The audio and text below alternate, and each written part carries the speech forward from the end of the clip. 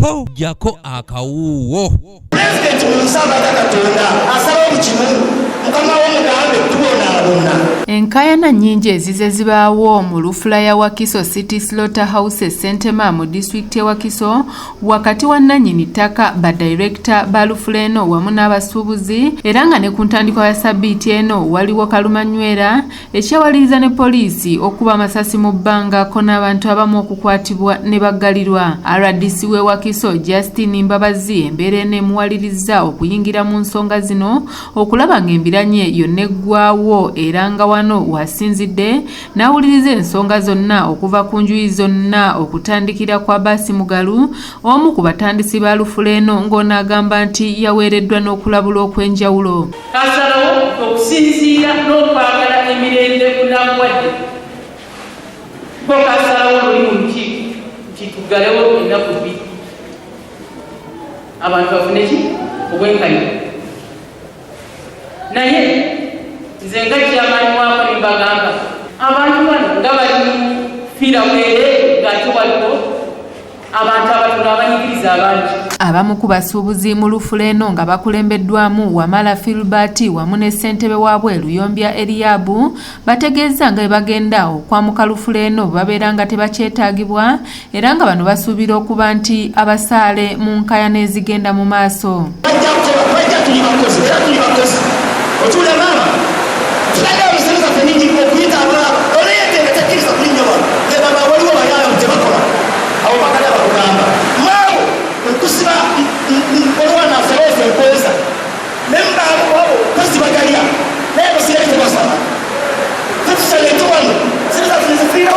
RDC Justin Mbabazi oluvannyuma lw'okuwuliriza enjuyi zonna awadde ensala ye era n'ategeeza nga bw'agenda okusaawo akakiiko ak'ekiseera okugira nga kafuga emirimu gyonna egigenda mu maaso mu katale kano okusobola okumalawo embiranye n'obutaggalawo katale kano nga bwe kibadde kisaliddwawo. Kugira tugayo bizinesi oba badirectors ne landlord basooke beesootinge okumugira mutambula.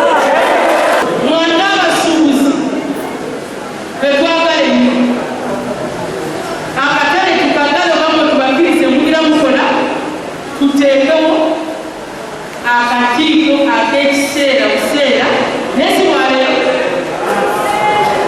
akagenda okwanja ensonga nga bano abantu bonna aboogeddwako baliwaki.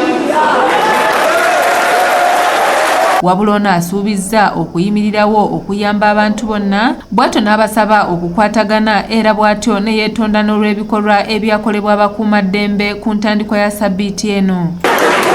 So n'ebyo tukkirize tulina abaana bafe abavubuka abanoonya ebyokulya wano betagenda kuyimiriza, tulina abakyala bandekulajambe betagenda kukola ki.